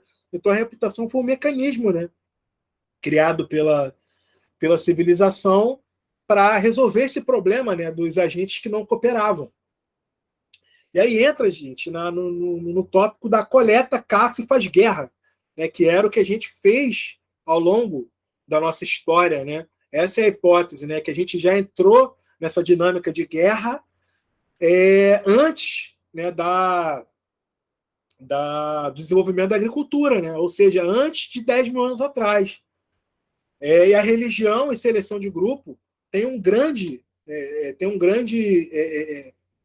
desempenham uma grande contribuição, né, para esse desenvolvimento da civilização. Porque a religião, ela olhando a partir do cérebro, agora, né, olhando neurocientificamente, ela traz uma falta de noção de si, né, nas experiências, e ela também traz para a dinâmica social normas que suprimem o individual. E é interessante que, se a gente for olhar as neurociências, né, a gente vai ver quando a pessoa está nessa dinâmica religiosa, e a área cerebral que faz um mapeamento dos limites do eu está sendo suprimida. Ela está sendo suprimida para que a pessoa tenha essa experiência religiosa, né? E, enfim, né, esse self-awareness, né, esse senso de si mesmo, seja suprimido, esses limites saiam, né? Essa pessoa se sinta membro daquela comunidade, se sinta em uníssono, se sinta como um bloco, né, dentro do grupo que ela vive. E a seleção de grupo, ela aumentou a cooperação dentro do grupo em vista da competição intergrupal. Por quê, gente? Porque a gente não coopera com todo mundo. Porque os recursos são escassos, gente. Hoje a gente tem uma abundância, apesar de a gente ainda ter pessoas morrendo de inanição no mundo, a gente tem uma abundância de recursos, né? E a gente olhando apenas no nosso escritório, né, da nossa poltrona, a gente pode achar que os recursos são quase que infinitos. Né? O capitalismo ele produziu um excedente de recursos, né? Olhando assim. Mas não era assim, não foi assim que a nossa espécie viveu ao longo dos últimos 100 mil anos. Não foi assim que ela viveu majoritariamente em 99% da história evolutiva da nossa espécie. Ela vivia nessa dinâmica, né, de competição por recurso, porque, enfim, você vê uma área determinada, essa área tem frutas, essa área tem animais selvagens ali que você consegue caçar, consegue se alimentar, e tem um outro grupo chegando, e o que você vai fazer? Se esse outro grupo adentrar o seu grupo, as normas morais desse grupo podem corroer as normas morais e a dinâmica social do seu grupo, assim como esse grupo também pode subverter a dinâmica do teu grupo e tomar os recursos do seu grupo. Então, o que você faz? Você faz guerra. Você guerreia tu com outro grupo. Por quê? Uma maçã a menos que você come pode significar a morte da sua mãe, do seu pai, do seu amigo. Então, a seleção de grupo, segundo Jonathan Haidt, a seleção de grupo tinha caído mais ou menos ali na década de 70, tinha sido superada, mas ela volta agora, né? O próprio Darwin considerava a seleção de grupo. Agora, em apoio ao Haidt, né? Que o Darwin foi o intelectual que desenvolveu, né? Que o criador da teoria da evolução. Então, o desenvolvimento da capacidade cognitiva para aumentar a reciprocidade indireta, ela coevoluiu, ou seja, evoluiu em conjunto, conforme as expressões culturais para uma maior adequação do indivíduo ao seu grupo aumentavam. Ou seja, quanto mais alguém se ligava ao seu grupo, quanto mais alguém tinha uma mente, uma cognição possibilitada a aderir a uma norma, a aderir a uma religião, mais esse grupo se tornava unido, né? Mais esse grupo superava os outros grupos na guerra e conseguia os recursos sobreviver e passar seus descendentes. E nós somos frutos desses grupos vencedores. E por isso que nós somos moralistas tais como nós somos. Então, assim como a tolerância à lactose dos adultos, os mecanismos psicológicos que escalonaram a competição grupal, escalonaram no sentido de, enfim, aumentaram, né, a competição entre os grupos, foram selecionados pelas essas práticas culturais, né? Ou seja, uma adesão a uma religião, tem até pesquisas, pessoal, em psicologia social que mostram que que grupos religiosos sobrevivem mais tempo do que grupos ateus. Justamente pela unidade que eles têm, pelo senso pela supressão do eu individual, isso estou falando, né, a minha aposta, né, que gera essa coesão dentro do grupo, né? Então a religião, diferentemente do que a gente pensa, ela possibilita, né, essa cooperação grupal e traz a reciprocidade indireta, né, que elimina, de certa maneira, em certo nível, o problema do agente livre, né, do agente que não coopera, manchando a reputação dele, punindo esse membro. E daí a gente entra no quarto princípio, pessoal. A moralidade, ela não se resume a dano e justiça. Eu não sei nem por que cobriu agora o gráfico, né? Eu não estava cobrindo, mas cobriu agora, não sei por que cobriu. Mas acho que dá para vocês enxergarem aí, né, pessoal? O Haidt diz que esse quarto princípio é o mais importante desse artigo. Por quê? Porque nós, ocidentais, pesquisadores, fazemos pesquisas com estudantes de graduação e daí extrapolamos essas pesquisas inferindo que todo esse quadro moral que é pintado do universitário, educado, de classe média, classe alta, etc., é o quadro moral do mundo. Não é assim que funciona. No mundo, nós temos alicerces relacionados a dano, relacionados à justiça, relacionados à adesão dentro do grupo, à autoridade e à pureza. Agora vocês podem olhar aí, pessoal, o gráfico, né?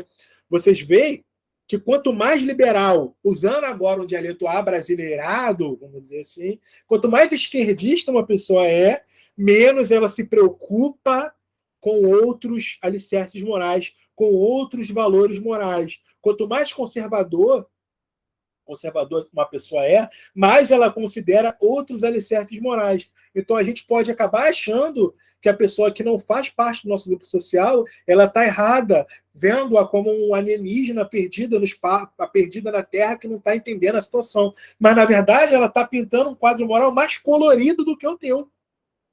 Que só pinta um quadro moral com o azul oceano e verde, praticamente. É isso mesmo. Então, a gente tem que estar atento a isso, né? Atento que o mundo não se resume ao nosso quadrado universitário. E o mais interessante, pessoal, a gente não precisa de ir para outras culturas, a gente não precisa sair do Brasil e ir para os Estados Unidos para visualizar isso. A gente não precisa fazer isso. O Haidt, ele fez pesquisas no Brasil, em Pernambuco e em Porto Alegre, e ele mostra que o mero ato de você vislumbrar o quadro moral pintado por classes sociais distintas, ou seja, classe alta, classes menos abastadas, né, usando um dialeto aqui que eu não gosto muito, né, classe mais pobre. Se você pegar essas duas classes, vocês vão ver que as classes mais pobres, elas têm esses outros 3 alicerces que ele traz aí, elas consideram mais esses 3 alicerces, né, enquanto as pessoas das classes mais abastadas consideram em menor grau esses alicerces. Né? Então, isso é importante a gente pensar nisso. Né? Eu mesmo gosto de usar um exemplo, que eu nasci numa comunidade e eu morei lá até meus 17 anos. Né? Então, o quadro moral que eles pintam lá, pessoal, é distinto do quadro moral que a gente vê na universidade. É distinto. A maneira que eles enxergam a adesão do grupo, por exemplo, tem muita gente que vive, mora e se vê como unicamente pertencente dentro daquela comunidade. Nem sequer sai da comunidade. Quando sai da comunidade, quer voltar para a comunidade, de qualquer jeito. Agora, usando o exemplo do senso comum, né, a gente pode ver o Adriano. Né? O Adriano Imperador, que eu estou falando do futebol. Ele volta para a comunidade, o cara já é rico, por que ele vai para aquele ambiente, não sei o quê. Gente, a preocupação dele com dentro do grupo, se vê como pertencente daquela realidade diferente da de vocês. Vocês querem ir para os Estados Unidos, vocês querem ir para a Europa, viajar, se mudar para outro lugar. Ele não. Ele quer estar ali com o grupo dele. Ele quer ver ali o pessoal da comunidade que fala a língua dele, que se preocupa com o que ele se preocupa. Então a gente tem que ter muito cuidado. E as pessoas religiosas, né, o Haidt ele mostra isso no livro dele, A Mente Moralista, elas se preocupam bastante com a questão da pureza. Coisas que a gente pode não imaginar, né? Pureza em relação a contaminantes. Né? Então, é importante a gente ter esse raciocínio. E o Haidt diz que seria esse alicerce que, enfim, seria mais explorado, né, nas próximas décadas, né, de pesquisa. E está sendo mesmo, né? O Joseph Henrich publicou esse livro, As Pessoas Mais Esquisitas do Mundo, em 2020, que mostra, né, que nós somos fora da curva. E o quadro que a gente pinta, né, o quadro moral que a gente pinta, é distinto das outras pessoas, né? Os próprios orientais, né? Apesar de, enfim, serem pessoas letradas, terem os seus mecanismos cerebrais mais ou menos parecidos com os nossos, se você perguntar para um oriental, por exemplo, falar para ele se identificar ao lado de uma casa, ao lado de um lugar específico, ele vai falar que está ao norte, que está ao sul, que está ao oeste, que está ao leste desse lugar. Nós ocidentais, né, educados, universitários, etc., a gente vai dizer, a gente está na frente da casa, a gente está atrás da casa. Ou seja, a gente usa o próprio indivíduo, né, eu, para pensar o nosso lugar no espaço. Né? E o oriental, usando o japonês, né, e o chinês como exemplo, eles já não pensam assim, quando eles vão se localizar no ambiente. E é interessante que eu acho que até os australianos se localizam diferente de nós ocidentais. Usando aqui um exemplo de pessoas que parecem mais próximas da gente. Eles se localizam mais a sul, leste, norte e oeste. Enfim, pessoal, resumindo, eu não resumi, né? Mas enfim, trazendo um artigo foi basicamente isso. O Haidt traz para a gente E agora eu trago uma frase, uma citação do Harari, né, que eu acho que é emblemática para a gente entender a questão de hoje. Né? A gente hoje xinga, come açúcar e faz guerra. A gente não mudou, pessoal. A internet e o capitalismo não mudou a nossa natureza. Claro, eles mudaram muito a dinâmica que a gente tem na sociedade, mas a gente ainda continua guerreando. E a citação do Harari é, assim, para mim, foi tiro e queda quando eu li, né? O Harari diz, gente, definir religião como crença em deuses também é problemático. Tendemos a dizer que uma cristã devota é religiosa porque acredita em Deus, enquanto um comunista ardente, eu diria também um liberal, libertário ardente, não é religioso porque o comunismo ou o libertarianismo não tem deuses. Entretanto, a religião é criada por humanos e não por deuses, e é definida por sua função social, e não pela existência de deidades. Religião é qualquer coisa que confira legitimidade sobre-humana às estruturas sociais humanas. A religião legitima normas e valores humanos ao alegar que eles refletem leis sobre-humanas.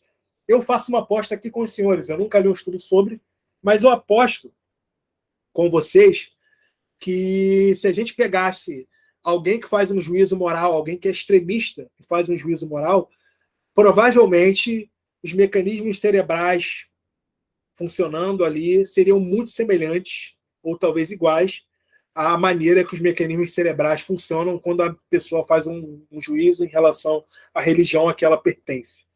Eu faria esse chute, gente. Eu faria muito esse chute. É algo que eu tenho uma crença muito forte. Né? Eu não sei se já tem pesquisa sobre isso. Mas essa é a minha hipótese. Né? Que os mecanismos cerebrais que a gente tem para, enfim, criar essas abstrações religiosas foram cooptados por esse laicismo político e estão sendo desencadeados e extremizados, né? Nesse ambiente de internet. Essa é a minha hipótese. Não sei se já tem estudo, se tem, não é minha hipótese, é a hipótese de outra pessoa. Sempre é a hipótese de outra pessoa. Tem vários religiosos que falam que ideologia é religião secularizada, secular, enfim. Uhum. Que ideologias são religiões seculares. Eu também acredito nisso, assim. Eu tenho essa crença de que se a gente olhasse o cérebro da pessoa funcionando no momento em que ela faz juízos políticos, quando ela é extremista, é semelhante a uma pessoa que é fervorosamente religiosa. Eu diria que o mecanismo é o mesmo, fisiologicamente falando. Eu aposto nisso. Eu não sei se já tem pesquisa, mas eu apostaria nisso. Do ponto de vista psicológico, é análogo, né? Eu acho que sim. É análogo, se não é basicamente as mesmas estruturas cerebrais. Né? Eu diria que sim. Mas. Tem um autor do. Tem um autor da virada do século. Do século XIX para o XX. Eu não conheço muito profundamente, mas eu já esbarrei em várias coisas sobre, que é o Feiglin. Aí ele fala uma parada assim, é parecida com o que você falou. Ele fala que na realidade o que aconteceu na modernidade foi uma imanentização do pensamento transcendental religioso. Então, em vez de você ter religiões explicitamente se referindo ao mundo além, você tem religiões políticas se referindo ao mundo concreto como o material sobre o qual a gente pode trabalhar para criar o paraíso na Terra, né? Que aí eles têm uma expressão para isso que é a imanentização do escatom. Que aí o escatom ele se refere à realidade concreta aqui e agora, não mais uma posterior. A outra coisa que eu ia falar é que eu fiz um curso quando eu estava na graduação de psicologia evolucionista de introdução. Foi a minha primeira experiência institucional com psicologia evolucionista, porque na graduação mesmo, na UFRJ, que foi onde eu estudei, não tinha nada. Mas eu sempre gostei da área de maneira autodidata, assim. Aí eu fiz esse curso, e aí tinha um cara um aluno que estava fazendo também, que ele era teólogo. Aí, na aula em que a gente falou sobre psicologia da religião, a visão da psicologia evolucionista sobre a religião, a religiosidade. Aí esse cara que era teólogo, ele contou um exemplo que eu nunca mais esqueci, assim, eu não lembro mais qual é a fonte, né? Ele falou lá na época, mas eu não lembro. Ele disse que um conjunto de antropólogos, eu acho, fizeram um estudo com uma sociedade que é uma sociedade tradicional, eles nunca tiveram contato com o cristianismo, e aí eles fizeram um teste de contar a história do cristianismo para essas outras sociedades. A história que nasceu Jesus, não sei o que, aí foi crucificado, blá blá blá, foi traído, crucificado, crucificado. Aí parece que essa sociedade em questão, quando eles ouviram a parte em que Judas traiu Jesus por algumas moedas de prata, aí assim, eles não falaram moeda de prata, né? Eles adaptaram a história para eles entenderem. Tipo assim, o Judas ele traiu Jesus por comida, por carne, que duraria todo o inverno. E aí os caras começaram a comemorar assim, Judas, Judas, porque assim, para eles, pro parâmetro moral deles, fazia muito mais sentido você trair um desconhecido completo, que não era seu irmão, não era seu primo, não era merda nenhuma, para trazer alimento para sua família, do que você desperdiçar essa chance para salvar um cara que não era nada seu. Não fazia sentido na mentalidade deles. E aí eles acharam que foi uma bela de uma troca, assim, pô, tu entrega esse desconhecido aí para as autoridades e pega carne. Não tem nada mais correto do que isso. Maneiro, assim. Acho que, falando de novo, né, faz uma referência a gente achar que o nosso quadro é uma obra de arte, né? Olha que lindo. Judas fez bem, enquanto o outro está falando, não, esse quadro é uma porcaria. Né? Pô, traiu Jesus, né? Então, a gente enxerga, né, moralmente. É interessante isso, basicamente. E isso daí faz referência a uma coisa muito clara que o Heidegger fala, que é essa coisa eu esqueci qual é o nome da dimensão lá da moralidade, mas é essa dimensão em que você privilegia a lealdade intragrupal. E para uma sociedade tradicional, o que eles consideram como intragrupal, cara, em 90% das vezes é a família. São indivíduos consanguíneos. Por quê? Porque são sociedades menores, geralmente, né? A maioria das pessoas mais próximas ao redor são parentes, primos, tio, irmão. Então, para eles, o círculo interno é esse. Então, é sempre moral você fazer qualquer coisa que vai beneficiar esse círculo interno, que são os seus parentes. Não tem lógica você desperdiçar a oportunidade de ajudar seus parentes para ajudar um estranho. É assim que funciona esse tipo de moralidade numa sociedade tradicional. Maneiro. Léo? Não, quando você falou do Business Case, tem nesse aqui, ó, na hipótese da felicidade, na página 33, o Haidt, ele conta um caso de um professor de high school nos Estados Unidos e começa a crescer um tumor no córtex pré-frontal dele e a pessoa, do nada, começa a atrair a mulher, a frequentar casas de prostíbulos, sites de pornografia infantil e tal. E próximo do julgamento dele, ele sofre uma dor de cabeça muito grande e vai para o hospital, e aí descobre. Aí eles retiram o tumor e volta ao normal. Quando o tumor começa a crescer de novo, ele volta a ter o mesmo comportamento. E aí eu fiquei pensando, gente, e se isso começasse a acontecer na minha cabeça? Será que, assim, a minha vida também toda se desregraria? Ou muito provavelmente ia acontecer a mesma coisa? É só no mesmo sentido do Business Case. Eu acho que o que ia acontecer com você, Léo, você ia saber, mas não iria sentir, né? Porque você já tem o córtex pré-frontal, essa área ventromedial do seu cérebro, funcionando adequadamente. Você não nasceu com esse problema. Agora, você imagina quem nasce com psicopatia. Eles nem, assim, eles sabem menos que você ainda. Né?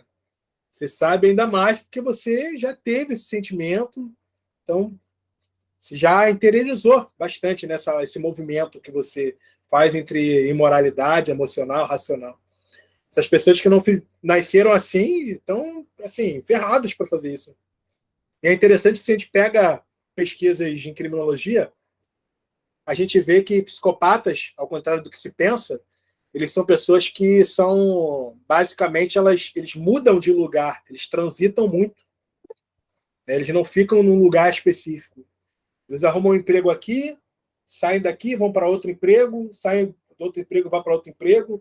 Conforme eles vão manchando a reputação deles, eles vão trocando de emprego, né? Não é o psicopata... Criando vínculos, né? Não criando vínculos mais... Ele não consegue, simplesmente não consegue. E aí a gente tem os psicopatas mais especializados, que são o Ted Bundy da vida, né? Ele é alguém que consegue ter uma teoria da mente bem mais desenvolvida do que psicopatas comuns.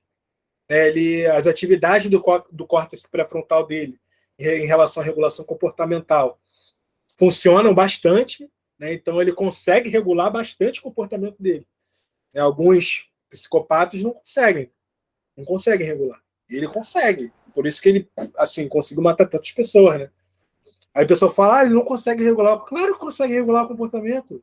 Cara, para você matar 30 pessoas não ser pego, fugir 2 vezes de prisão, falar que esse cara não consegue regular o comportamento porque ele é um psicopata, ele regula mais bem o comportamento dele do que eu, pô. Só que ele tem um problema mais grave ainda, que é a visão dele sexual que ele tinha com as mulheres. Mas assim, o problema é que para ter essa noção, a gente precisa acompanhar, né, o desenvolvimento das áreas criminológicas também. E a gente fica com... Pode falar, Daniel.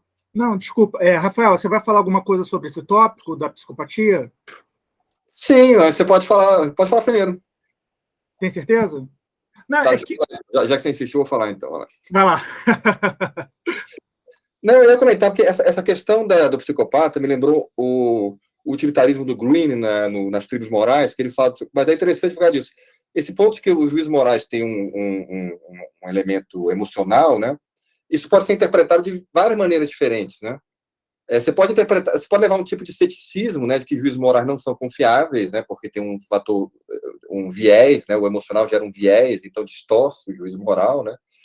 Eu acho que autores de ética das virtudes neo-aristotélicos, eles tendem a ver isso como positivo, né, digamos assim, né? O juízo moral, ele é mais correto porque tem um fator emocional, né? Então você pode interpretar assim. E tem teorias morais como o utilitarismo, que são muito racionalistas, né? Que é curioso como elas... Acho que o Green ele ilustra bem como é curioso como ele lida com essa questão do juízo moral ser emocional, né? Porque para ele, justamente, isso mostra que o utilitarismo está correto, porque o utilitarismo não é emocional, né? Tipo assim, os juízos morais não são confiáveis e por isso você precisa se basear no utilitarismo. E eu acho curioso que, eu não sei se eu entendi direito no livro dele, mas ele cita os psicopatas no livro dele, dizendo assim, os psicopatas em geral são utilitaristas. E ele cita isso como se fosse uma coisa positiva, porque diz assim, o que isso mostra? Isso mostra que é porque como o psicopata não tem a relação com a emoção, então se o psicopata é utilitarista, isso mostra que o utilitarismo é uma coisa mais racional, né? O utilitarismo não é contagiado pela emoção, né? Então, eu até acho que eu devo ter entendido errado, Green, porque é muito estranho esse argumento, né? Ele diz que o psicopata é utilitarista como se fosse um argumento a favor do utilitarismo. E é estranho, né? Devia ser um argumento contra, né? Se o psicopata é utilitarista, isso mostra que tem algo errado com o utilitarismo, né? Mas no fundo, eu acho que ele acha que o psicopata é o Spock, e ele acha que isso é melhor. É estranho isso, porque... Então, o argumento dele é esse, ó. Então, como o utilitarismo ele usa apenas o córtex pré-frontal, ele não é contagiado por emoção, então ele é mais confiável que os juízes morais intuitivos que nós temos, né? Mas você poderia argumentar justamente, que eu acho que é um argumento mais... que o caso do psicopata mostra que o juízo moral não pode ser só racional, né? Que é o que um neo-aristotélico de ética das virtudes vai argumentar, né? O psicopata mostra que o juízo moral ele é distorcido quando ele não tem um componente emocional, porque o juízo moral do psicopata é distorcido, né? Então você precisa ter alguma coisa emocional para o juízo moral ser um bom juízo moral, né? Mas é estranho, então você vê que esse dado é usado de forma diferente dependendo da teoria moral, né, que você vai usar. E acho que ele cita, só estendendo o raciocínio dele, Daniel, rapidinho, ele cita os pacientes do Damasio, né, que passaram nesse teste dele do dilema do Bond, né, pessoas com dano na área ventromedial do córtex pré-frontal, né, conseguiam passar ter raciocínios utilitaristas, não só psicopatas, mas pessoas com alguns problemas, né, dentro no córtex pré-frontal. Mas o Rafael tem razão, porque o que acontece? Teve um cara, um psicólogo social chamado David Pissarro, ele fez, na realidade, Ele pegou esses estudos, ele falou o seguinte, que normalmente aqueles que chegam... Primeiro ele fez esse estudo normal, só que ele fez um estudo antecedente, fazendo um estudo de checklist de psicopatia do Robert Hare. Ele fez lá e tal, e ele percebeu o seguinte, que aqueles que tinham os pensamentos mais utilitaristas eram os que se aproximavam mais a um pensamento psicopático. Então ele falou, é engraçado que normalmente, como dentro da psicologia social cognitiva, em especial anglo-saxã, a gente tem um problema muito sério. Por quê? Porque desde Daniel Kahneman, toda essa tradição que tem uma base muito forte no utilitarismo, porque o utilitarismo é a base dessa tradição que veio na economia, e veio dentro da economia comportamental, e depois trouxe tudo isso. E o Daniel Kahneman, ele é totalmente utilitarista, inclusive porque a teoria dos jogos é utilitarista. Então, acaba que o David Pissarro, ele aponta, olha como é estranho que você fala que esses caras que são melhores, entre aspas, que seriam mais morais, eles, na realidade, eles estão mais próximos de serem psicopatas. Então, assim, como é que você pode dizer de fato que isso é interessante, dado que o psicopata é o protótipo daquela pessoa que seria imoral, em termos da sociedade, né? Esse é um ponto, né? Daí só chegando, complementando o ponto do Rafael. Existe esse estudo, depois eu posso te passar, Iago, você passa para os demais. E tem uma outra coisa que eu ia falar, né? Na realidade, o termo sociopatia e psicopatia não existe na psiquiatria em si, né? Na realidade, ele é um termo meramente acadêmico, mas ele não é um termo que se pode utilizar do ponto de vista clínico. Não existe psicopatia em termos no CID, por exemplo. O que existe é transtorno de personalidade antissocial. E existem 20 categorias, né? E se você tiver, se não me engano, acima de 8, você já é considerado dentro desse transtorno. E tem um livro que é bem interessante, que ele mostra o seguinte, que muitas pessoas que são consideradas psicopatas, na realidade, elas são pessoas que se encaixariam dentro desse transtorno antissocial, mas eles não seriam realmente psicopatas, porque o aspecto empático, porque tem dois grandes negócios, tem duas grandes colunas, uma é afetiva e a outra é comportamental. É muito mais comportamental do que propriamente afetivo. Tem alguns aspectos afetivos, mas é muito mais comportamental. Enquanto outros que são propriamente afetivos, né? Então, assim, tanto que muito desses serial killers que a gente vê, na realidade, eles não são psicopatas e eles não são sociopatas. Eles, na realidade, são pessoas que tiveram problemas específicos e acabaram cometendo o que cometeram. Mas a psicopatia em si, tanto que o Robert Hare também lançou um livro chamado Snakes in a Suit, né? Cobras num... Tem traduzido em português, cobras com ternos, um troço desse. Que é interessante, que foi um cara que começou a fazer um trabalho de administração, de doutorado, eu acho, e ele percebeu o seguinte, que tinham caras que tinham claramente... eram psicopatas, né? Na realidade, grandes administradores, eles têm uma tendência psicopática. O Elon Musk, para mim, é um psicopata. Sem sacanagem. Assim, tudo que a gente vê desse cara, o comportamento desse cara é claramente psicopático. Né? Mas, assim, ele... E é utilitarista. Só para falar, que, na realidade, essa questão da psicopatia é para tomar cuidado para não confundir psicopatia com serial killer, e também psicopatia com sociopatia, e também confundir também com a ideia, porque são conceitos muito problemáticos, mesmo na academia, só isso. São mesmo. Eu estava lendo uma matéria que dizia que o próprio Jeffrey Dahmer, né, que a gente viu a série dele no Netflix, as barbaridades que ele cometeu, ele não foi diagnosticado com transtorno de personalidade antissocial. Olha que doideira, né? Ele foi diagnosticado com transtorno de personalidade borderline e um nome específico lá que é necrofilia. Mas ele tem sinais de transtorno de personalidade antissocial. Só não eram os sinais mais relevantes, assim, não era o diagnóstico mais relevante. Ele tinha muito mais característica de borderline. Interessante. Esse ponto que você não pode se chegar... Perdão, Iago, assim, não pode se colocar todo... Até porque dentro da psicologia não social... Dentro da psicanálise, por exemplo, existe a ideia da tríade do mal, né? A ideia de narcisismo, maquiavelismo e coisas do tipo. Então, assim, é só para falar que tem que se tomar cuidado para não colocar todo... Até porque muitos psicopatas, na realidade, assim, aqueles que a gente vê em Hollywood são os psicopatas sádicos, né? E nem todo psicopata é sádico. Assim, na realidade, eles são meramente psicopatas, eles não têm o sadismo, né? O sadismo que é necessário para você cometer tais atos. Eles simplesmente não se importam. A ideia é essa. É todo um gradiente, né, em relação ao comportamento, né, Daniel? Acho que é isso que você está se referindo, né? Não existe ou não é, né? São espectros, podem ser, enfim, as pessoas podem ser categorizadas, né? Tem até um livro que eu esqueci o nome, mas escrito por um neurocientista que se descobriu psicopata, né? Assim, psicopata não. Vamos me corrigir aqui. Psicopata, você está certo. Você está certo, é psicopata. Ele se descobriu como psicopata. Ele descobriu que o cérebro dele, vamos falar em termos acadêmicos, o cérebro dele era um cérebro semelhante a de uma pessoa com transtornos de... Como é que é, Daniel? Transtornos de... Não, aí é que tá. Novamente, o erro é achar que psicopata é a pessoa que comete crimes. Psicopata não é isso. Não, quem comete crime, comete crime. Psicopatia, você tá certo. Mas ele, na realidade, ele era psicopata. O cérebro dele, por exemplo, era idêntico do cérebro dos psicopatas investigado pelo RÉ.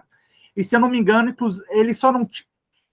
E daí já é uma outra coisa, né? Por exemplo, tem a galera que tem o gene guerreiro, o minoácido, sei lá o que um troço desse. Que daí o MAOA. Exatamente, o MAOA. Que daí te dá, de fato, tendências violentas, que já é um pouco diferente do cérebro desse cara, que, de fato, era branco, basicamente. Ele era, de fato, psicopata. Tanto que a família dele falou, agora tudo faz sentido.